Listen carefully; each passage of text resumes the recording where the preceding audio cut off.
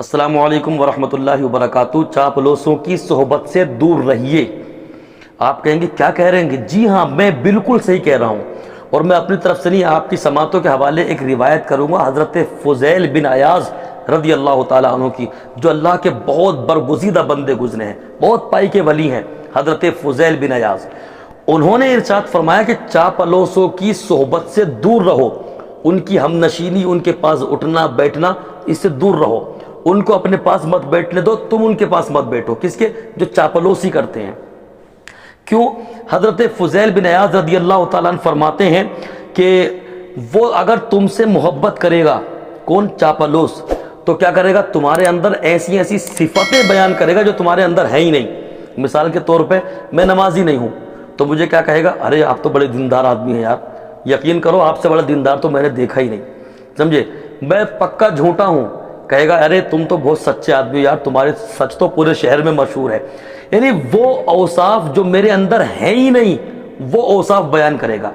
اب ہوگا کیا کہ جو اوصاف آپ کے اندر ہے ہی نہیں، جو صفتیں آپ کے اندر ہے ہی نہیں، اچھی اچھی صفتیں آپ کے اندر بیان کرے گا، تو آپ کی نظروں میں جو آپ کے گناہ تھے ان پر پردہ پڑ جائے گا، اور آپ بھی اپنے آپ کو نیک سمجھنے لگیں گے، اپنے گناہوں پر آپ پردہ ڈال دیں گے، سمجھ رہے آپ؟ تو ایسی صورت میں آپ جو ہے نڈر ہو جائیں گے۔ کس نے کیا آپ کو نڈر؟ چاپلوس نے آپ کو نڈر کر دیا۔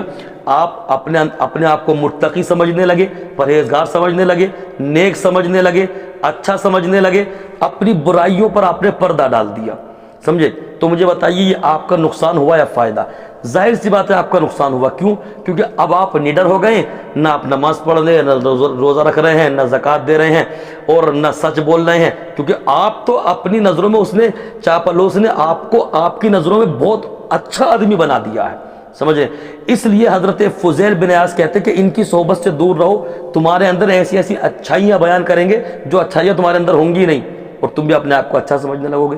وہ فرماتے ہیں اگر یہ تم سے بغض رکھے گا، کون؟ چاپلوس، تم سے بغض رکھے گا، حسد رکھے گا، تو تمہارے اندر ایسے ایسے عیب نکالے گا جو عیب تمہارے اندر ہے ہی نہیں۔ مثال کے طور پہ اگر کوئی کسی سے بغض رکھنے لگے تو پتہ کیا کہے گا؟ ارے وہ تو زنا بھی کرتا ہے، وہ تو جھوٹ بھی بولتا ہے، وہ تو شراب بھی پیتا ہے، وہ تو سٹہ بھی کھیلتا ہے، وہ تو جوا بھی کھیلتا ہے۔ حالانکہ یہ ساری باتیں اس کے اندر ہیں ہی نہیں، لیکن یہ چاپلوس جو ہے بغض رکھتا ہے، دوسرے لوگوں کے سامنے جا کے تمہارے اندر یہ عیب نکال رہا ہے جو عیب تمہارے اندر ہے ہی نہیں۔ تو اب ہوگا کیا؟ جب یہاں بیٹھ کے تمہارے عیب بیان کرے گا، وہاں بیٹھ کے تمہارے عیب بیان کرے گا، جو عیب تمہارے اندر نہیں ہے وہ بیان کرے گا، سمجھے؟ تو پھر لوگوں کی نظروں میں تم بالکل حقیر ہو جاؤ گے، اور لوگ اس کی باتوں پہ یقین کر کے تمہیں گندا آدمی سمجھنے لگیں گے۔ تو اگر چاپلوس نے تم سے محبت کی تب بھی تمہارا نقصان، اور چاپلوس نے تم سے بغض رکھا تب بھی تم سے نقصان، تمہارا نقصان۔ اس لیے حضرت فضیل بن عیاض رضی اللہ تعالیٰ عنہ جو بہت پائے کے بزرگ گزرے ہیں، وہ فرماتے ہیں کہ چاپلوسوں کی ہم نشینی سے دور رہو، ان کے پاس اٹھنا بیٹھنا نہیں کرنا ہے، ان کی صحبت میں نہیں رہنا۔ کیوں؟ کیونکہ ان کا تعریف کرنا بھی تمہارے لیے زہر ہے، اور ان کا بغض رکھنا تم سے یہ بھی تمہارے لیے زہر ہے۔ یعنی وہ تمہاری اچھائی بیان کریں یہ بھی زہر، تمہاری برائی بیان کریں یہ بھی تمہارے لیے زہر ہے۔ اس لیے چاپلوسوں سے دور رہیے۔ حالانکہ آج کا ماحول یہ ہے کہ لوگ چاپلوس کو بڑی اہمیت دیتے ہیں، سمجھے؟ اپنے بالکل قریب میں بٹھایا جاتا ہے چاپلوس کو۔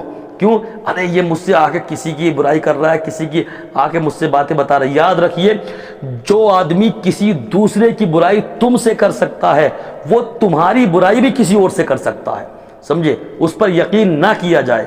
اس لیے چاپلوسوں سے دور رہیں۔ اللہ پاک مجھے آپ کو سب کو اپنی حفظ و امان میں رکھے۔ استغفر اللہ ربی من کل ذنب واتوب الیہ وما علینا الا البلاغ۔